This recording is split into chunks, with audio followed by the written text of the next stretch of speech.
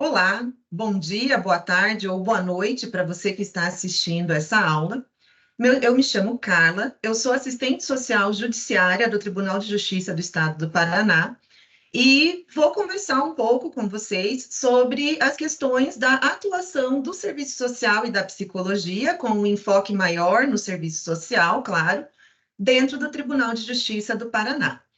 Então, algo que é bem importante que você que está aí assistindo a aula saiba é que, pela complexidade, pelo tamanho e a quantidade de temas na área da infância, nós três professoras que estamos dando esse curso na área da infância, dividimos os temas entre nós. Então, em todas as aulas, vocês vão ter uma parte inicial com uma questão mais ampla, com temas mais amplos que tem a ver direto com o serviço social e com a psicologia. Só na segunda parte da aula é que nós vamos entrar mesmo nas especificidades do serviço social. Então, vocês estão vendo aí na tela um rol grande de temas, que são temas mínimos que nós elencamos, que vocês precisam ter algum contato para poder prestar serviço como auxiliares da justiça. Estes temas, como eu disse, foram divididos entre nós, o que implica dizer que eu recomendo fortemente para vocês que assistam também a aula da minha colega Ângela e da doutora Noeli, porque estes temas que estão na tela estão um pouquinho em cada uma das nossas aulas. Então, passando para o primeiro tema, né, que me foi de responsabilidade, né, falar com vocês, eu queria começar o debate sobre a questão da família. Por que que é muito importante falar do trabalho com famílias dentro da área da infância e da juventude? Vocês provavelmente devem já ter tido acesso a dados, a informações, né, atuais, que dão conta de que grande parte dos processos de violência e de violações de direitos que crianças e adolescentes sofrem acontecem dentro da própria casa, acontecem dentro da própria família, quando por muitas vezes essas famílias acabam perdendo, né, a sua capacidade, a sua condição de proteger as suas crianças. Grande parte das medidas protetivas da área, né, da competência da infância e da juventude vão envolver análises sobre as famílias, avaliações, né, sociais acerca das famílias. E quando nós estamos falando de família na infância, é necessário que a gente tenha um conceito bem expandido de família. Por que que eu digo isso? Vocês vão ver, quando nós passarmos mais a sequência, que muitas vezes é necessário afastar a criança da família nuclear, ali da família direta, né? A mãe, o pai, os irmãos. E aí nós precisamos pensar e organizar, né, formas de inserção familiar dessa criança em outros contextos. Então, eu preciso compreender de forma expandida essas famílias, até mesmo de forma a não culpabilizar, não estigmatizar ou não darmos pareceres recortados que muitas vezes tiram, né, sugerem retiradas de crianças de famílias que talvez não atendam às expectativas do que nós temos na nossa cabeça como família. Então, para começar, eu trouxe essa imagem para vocês, acho que quase todo mundo já assistiu Madagascar. Por que que eu gosto de trazer essa imagem do Madagascar para a gente começar uma reflexão sobre família? Porque é uma ideia de família expandida. Quem já assistiu Madagascar vai concordar comigo que, inegavelmente, em que pese eles sejam todos diferentes, vejam ali, nós temos um hipopótamo, um leão, uma girafa, mas, inegavelmente, eles são uma família. Cara, mas que loucura! Um hipopótamo com a girafa, com a zebra, com os macaquinhos, os pinguins. Como assim eles são uma família? Porque eles se protegem mutuamente. Né? Essa ideia de família como sendo quem protege, quem cuida, quem provê, é o que precisa estar vigente na nossa cabeça quando vamos trabalhar com crianças e adolescentes dentro das varas da infância e da juventude, na competência da infância e da juventude. Porque muitas vezes a gente não tem condições, né? A família direta, a família nuclear, muitas vezes são os próprios agentes violadores. Então, muitas vezes o pai, a mãe, um padrasto, um avô, e a gente precisa pensar em outras alternativas para cuidar dessa criança.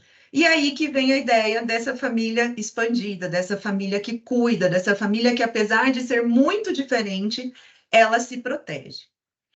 Então, eu queria falar um pouquinho de algumas questões que envolvem as questões da família na contemporaneidade. Quando nós vamos trabalhar com famílias, seja em qualquer área da justiça, mas principalmente na infância e na juventude, nós vamos nos deparar com uma diversidade de famílias. Então, se por um lado, né, eu estava ali na imagem do Madagascar, falando dessa família, desse conceito de família que se protege, que independente de laço de consanguinidade ou não, são pessoas que se protegem, essas famílias que são capazes de proteger, elas também têm configurações muito diferentes. Mas elas são famílias. De qualquer forma, elas são famílias e a gente precisa pensar isso de forma mais aberta. Então, eu trouxe ali alguns tipos, né? Não é legal falar tipos de família, mas algumas organizações familiares que nós vamos nos deparar. E pensando sempre que são famílias. Dentro das suas diversidades, das suas formas de organização, são famílias. Então, dentro da infância, quando nós pensamos em família natural ou família de origem, nós estamos falando na família nuclear. O pai, a mãe e os irmãos. Essa é a família que a gente entende que a própria legislação dá a designação de família natural. Ou de origem, vocês muitas vezes vão encontrar em determinações judiciais, em autos, o termo de origem, ou família natural ou família de origem. Nós temos uma outra designação que é bem importante que vocês conheçam, que é o de família extensa. O que é a família extensa? É aquela família para além da família nuclear, que tem um vínculo com a criança e com o adolescente, mas que não estão ali naquele contexto direto. Então, quem é a família extensa? Os avós, os tios, os primos, uma madrinha com quem a criança tem vínculo, tem afinidade. Uma coisa que é muito importante, isso vai aparecer de novo na minha fala lá na frente, em relação à família extensa, é que, embora abarque, né, avós, tios, primos, outros parentes que não a família nuclear, ali o pai e a mãe, é muito importante que a gente tenha em mente que para ser considerado família extensa na área da infância e da juventude, é necessário que essa família extensa tenha vínculos com a criança. Muitas vezes vocês vão se deparar com processos, né, com autos de afastamento do convívio familiar ou alguma medida de proteção menos gravosa. E aí a gente sai naquela busca desesperada de família extensa. Então, vamos procurar uma família extensa, vamos ver se outras pessoas na família têm condições de cuidar dessa criança. Aí a gente vai fazer uma visita domiciliar, faz um atendimento e alguém fala, mas essa criança, ela tem uma tia que mora lá no estado de Roraima. E a gente começa a procurar essa tia do estado de Roraima, que nunca teve contato com essa criança, que não tem vínculo, que não tem afinidade com essa criança. Então, a gente precisa sempre pensar na família extensa como essa família expandida, mas que mantém um vínculo. Já imaginaram o que seria para uma criança ser afastada desse convívio e ser colocada ainda numa família extensa com quem ela não tem vínculo nenhum? A gente manda ela lá para outro estado, longe do vínculo comunitário, longe das pessoas que ela conhece, com quem ela tem afinidade e vivência.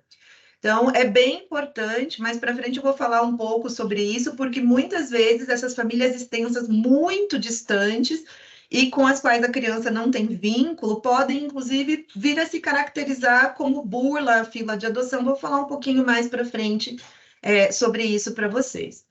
Nós temos que pensar como família, as famílias monoparentais, né, famílias compostas principalmente só por mulheres, né, a mulher e os filhos, seja a mãe ou a avó, né, com as crianças, é um tipo de família muito comum com o qual a gente se depara dentro da infância e da juventude.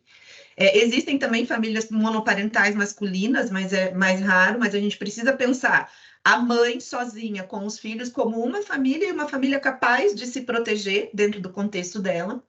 Famílias homoafetivas ou homoparentais, né, depende do autor, vai usar um termo, né, quando temos pessoas do mesmo gênero, né, se relacionando e possuem filhos, sejam filhos, né, biológicos, hoje com tantas tecnologias de reprodução assistida, as famílias homoparentais já estão tendo filhos biológicos, outros filhos por adoção, né, são famílias também, como todas as outras famílias. Famílias pluriparentais, né? Hoje é algo muito comum nas varas de família, vocês vão pegar processos de multiparentalidade, né? O que são as famílias multiparentais ou pluriparentais? Né? Famílias que têm duas mães e um pai, dois pais e uma mãe. Por quê? Né? Porque a gente hoje, as pessoas elas se casam de novo, né? Se divorciam, se casam de novo, né? O mundo, a sociedade está mais aberta para essa reconstrução das famílias. E aí nós vamos tendo as famílias mosaicos, né? A mãe casa com um novo companheiro que assume também a paternidade, muitas vezes sem que o pai biológico deixe de ser o pai, mantenha vínculo também, né? Então nós temos muitas configurações de famílias mosaico, vindas principalmente dos casamentos, né, desfeitos e depois refeitos com outras pessoas. Né? E nós precisamos reconhecer todas essas pessoas de vínculo afetivo com as crianças com as quais a gente atende, vendo essas pessoas como potenciais cuidadores, né, e protetores dessas crianças com quem a gente se depara. E aí, por fim, temos ali famílias por afinidade e famílias por solidariedade. Né? No universo da infância e da juventude, dos autos da infância e da juventude, nós temos muitas famílias em situação de vulnerabilidade social. Algumas em situação de vulnerabilidade social bastante grave, né? Bastante severa. Essas famílias, muitas vezes, elas acabam se organizando por solidariedade com outras pessoas que se tornam família. Então, é muito comum, a mãe mora com a criança na casa de uma amiga, que se torna uma família. Né? A mãe mora com a criança, a mãe e o pai moram com a criança na casa de um terceiro que os apoia, que os ajuda. Então, essas famílias por solidariedade que vão se construindo, ou por afinidade que vão se construindo, também precisam ser, né, olhadas, enxergadas como famílias em potencial. Né? São famílias, são pessoas capazes, né, de proteger as suas crianças. Então, são configurações, né, diferentes que nos dão inúmeras possibilidades. Quando a gente se abre para esse conceito expandido de família, a gente consegue também prospectar melhores possibilidades, né, de inserção, de integração familiar para essas crianças que nós estamos atendendo dentro das varas da infância e da juventude. E aí, para continuar falando um pouquinho para vocês ainda sobre o papel protetivo das famílias, né? Seja na infância e na juventude, na família, na sociedade como um todo, é inegável que as famílias exercem um papel fundamental e essencial de proteção aos seus membros. Quando se trata de criança e adolescente, esse papel de proteção, de provimento, de sustento, né, de proteção do ponto de vista do cuidado, do dispensar afeto, do sustento financeiro mesmo, material, a família tem papel fundamental. Já está lá no artigo 227 da Constituição, que a doutora Noeli já comentou com vocês, né, que é dever, nesta ordem, dever da família, da sociedade e do Estado cuidar das crianças e dos adolescentes com prioridade absoluta. Então, é inegável que as famílias têm esse papel protetivo sobre as crianças. Porém, muitas vezes, essas famílias falham, elas não dão conta, por inúmeros motivos, de proteger essas crianças.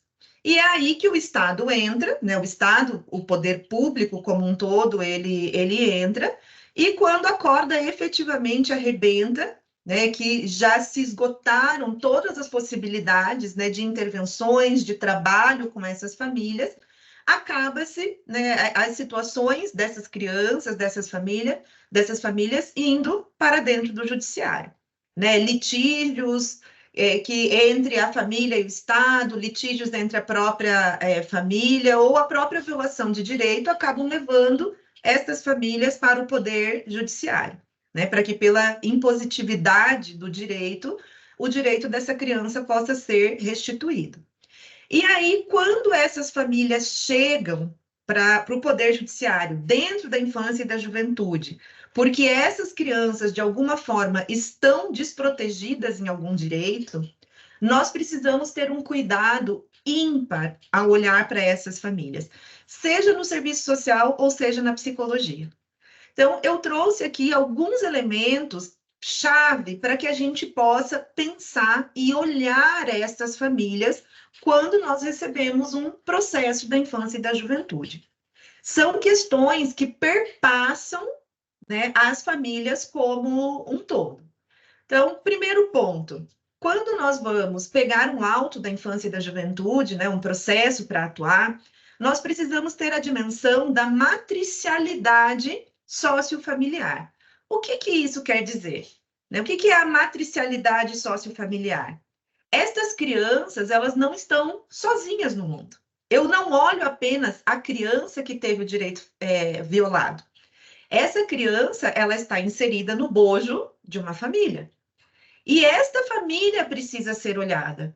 Se eu olhar só para a criança que teve o direito violado, eu corro um risco seríssimo de fazer uma análise micro, uma análise isolada que muitas vezes vai culpabilizar e estigmatizar as famílias. Quando, na verdade, vocês vão perceber que 99,9999% das famílias que nós atendemos dentro do Poder Judiciário, especialmente na área da infância e da juventude, são famílias que elas mesmas também estão desprotegidas. Elas mesmas estão sem acesso aos seus direitos fundamentais. Estão sem acesso, muitas vezes, a emprego, a moradia digna, a saúde, atendimento de saúde, né, de qualidade, a educação, a profissionalização. Então, nunca, nunca, jamais nós podemos olhar apenas a criança. É isso que nós queremos dizer com pensamento na matricialidade sociofamiliar. A criança e a sua família precisam. Outro fator que afeta as famílias que nós atendemos são as desigualdades sociais. Grande parte, como eu comentei já logo no início, grande parte das nossas famílias que procuram, que estão, né, inseridas dentro do contexto da justiça da infância e da juventude, estão em situação de vulnerabilidade. Porque elas querem? Não. Assim como a criança está inserida no contexto de uma família, esta família ela está inserida num contexto social maior, que é a nossa sociedade que nós temos aqui, com desigualdade, com desemprego, com violências. Então, assim como nós não podemos descolar a criança da família, nós não podemos descolar essa família do contexto social macro. De novo, sob pena de estigmatizar. Ah, o pai não trabalha porque não quer. Ninguém na casa está inserido dentro do mundo do trabalho. Por quê? Tiveram qualificação? Tiveram acesso? Né? Como que está a situação de emprego dentro da cidade que aquela família mora? Aquela família tem acesso aos serviços públicos? Então, é nesse sentido que eu quero chamar a atenção. As nossas análises, seja no serviço social ou na psicologia, vou falar 1000 vezes isso hoje durante a minha fala, ela precisa ser sempre macro, sob pena de culpabilizar a família pelo direito violado. Então, muitas vezes, a mãe que não conseguiu, num determinado contexto, proteger a criança, está ela também desprotegida. Aquele pai que não conseguiu proteger, está ele também desprotegido. Né? Muitas vezes, a família também precisa de proteção, precisa de cuidado, precisa de atendimento, para que ela possa cuidar dos seus. É nesse sentido que eu chamo a atenção de olhar para a criança dentro de uma família e dessa família num contexto maior. E aí que entram outras questões, né? Se essa família está inserida num contexto social maior, ela é também atravessada por esse contexto. E nós não podemos perder isso de vista quando vamos trabalhar na área da infância e da juventude. As famílias estão inseridas em contextos culturais que atravessam a sua forma de cuidado, a sua forma de se relacionar entre os seus. Elas estão inseridas em territórios, em regiões específicas que também atravessam o seu cuidado. Carla, não estou entendendo onde você quer chegar. Eu trabalhei numa comarca que tinha muitos estrangeiros, muitos mesmo, bastante africanos pela natureza, era uma cidade portuária. Então, dentro desse contexto de uma cidade portuária com pessoas estrangeiras, nós pegávamos muitas formas de cuidado diferentes. Então, muitas vezes chegavam situações para nós na justiça, dizendo assim: olha, aquela família é negligente e omissa, eles saem trabalhar de manhã e deixam 4 crianças sozinhas em casa. Era uma família, nesse caso específico que eu estou citando como exemplo, era uma família de senegaleses. Quando nós fomos conhecer um pouco mais o contexto, essas crianças estavam sozinhas dentro da casa, mas existiam outras pessoas que moravam no mesmo quintal, e à medida em que nós pudemos conhecer a cultura deles, nós entendemos que o conceito deles de cuidado comunitário era muito diferente do nosso. Então, para eles, era comum deixar a criança em casa e ir trabalhar porque o vizinho estava tomando conta, ainda que não dentro da casa. Então, foi uma situação que nós pudemos fazer uma orientação. Houve uma audiência, houve uma orientação para essa família, porque aqui no Brasil, até mesmo por condições de segurança e tudo mais, e pela própria legislação, nós não podemos sair e deixar a criança sozinha em casa. Mas em que pese, né, tenha havido uma advertência para aqueles pais, uma orientação para aquela família, não houve, por outro lado, uma culpabilização daquela família. Houve, sim, por uma análise contextual maior, né, inclusive da cultura que eles traziam do país dele, houve uma análise mais macro, que nos permitiu compreender que aquela família precisava de orientação, e não da força e da impositividade, não é, do Estado, em outro sentido, num sentido mais gravoso, poxa, vamos acolher essas crianças que ficam sozinhas o dia inteiro. Não, aquela família não sabia, ela não tinha acesso, e o padrão de cuidado na cultura dela era muito diferente. Então, nós precisamos olhar esses contextos macros, os contextos culturais, territoriais, regionais, como é que as pessoas daquela região se cuidam, como é que elas vivem em comunidade, qual é a cultura que elas têm ali, para que a gente possa compreender, né, de forma mais ampla. Uma outra questão que é fundamental ter em mente quando nós trabalhamos com família na infância, com as famílias, né, dentro da infância, é ter noção da questão do desequilíbrio de responsabilidades do cuidado. Vocês vão ver, quando forem demandados para trabalhar na infância, que existem muitas famílias monoparentais, e mesmo quando as famílias não são monoparentais, que nós temos a presença do pai ou de uma outra pessoa de referência, grande responsabilidade do cuidado recai sobre a mulher e sobre a mãe. E isso é muito importante a gente ter em mente, porque nós ficamos cobrando essa mãe. E quem é que ajuda essa mãe? Quem é que protege essa mãe? Essa ideia, essa noção, esse cuidado de lembrar que a nossa sociedade hoje ainda vive um desequilíbrio de responsabilidades em relação ao cuidado da casa, dos filhos, né, e dos trabalhos domésticos, é fundamental. Se a gente não tiver isso em mente, nós vamos tendenciosamente também culpar, estigmatizar essa mãe que muitas vezes fica extremamente sobrecarregada, porque ou não tem uma outra figura para lhe apoiar, ou quando tem, muitas vezes essa figura não apoia ou apoia pouco. Então, quando nós vamos fazer uma análise global, né, um estudo técnico, seja da psicologia ou do serviço social, nós precisamos, ao olhar essa família, mapear quem que faz o quê? Quem que tem responsabilidade sobre o quê? Né? Quem que pode apoiar essa mãe? Muitas vezes, essa mãe ela precisa de uma ajuda de uma outra pessoa, e quando eu falo ajuda, não é nem ajuda, né? Uma divisão de papéis com outras pessoas para que ela possa dispensar um melhor cuidado para os filhos e muitas vezes também dispensar cuidado a si mesma. Né? Essas mulheres que nós atendemos, muitas delas não têm condições nem de cuidar-se de si, né? Porque precisam trabalhar, precisam sustentar as crianças sozinha, precisa fazer tudo muitas vezes sozinha, sem o apoio de ninguém. Então, esse desequilíbrio também, pensar, lembrar disso na hora das nossas análises, na hora de olhar para essas famílias, é fundamental. Então, como eu falei, o essencial, é fundamental, dentro da área da infância e da juventude, que ao trabalharmos com as famílias, ao fazermos estudos, né, sobre as crianças que estão inseridas nas famílias, a gente sempre faça estudos macro, olhando essa família como um todo, né? Como eu já havia dito, assim, pensem num núcleo que vai de dentro para fora, né? A criança, logo em volta a família, logo em volta o território, logo em volta a cidade, logo em volta a sociedade como um todo, né? As famílias que nós atendemos, elas não estão descoladas do universo. Então, a pandemia, por exemplo, atravessou a vida das nossas famílias todas que nós atendemos, como atravessou a nossa, né? Todos os fatores, tudo o que acontece na sociedade atravessa essas famílias, e nós não podemos perder isso de vista, sob pena de processos culpabilizantes, estigmatizantes, como eu já comentei.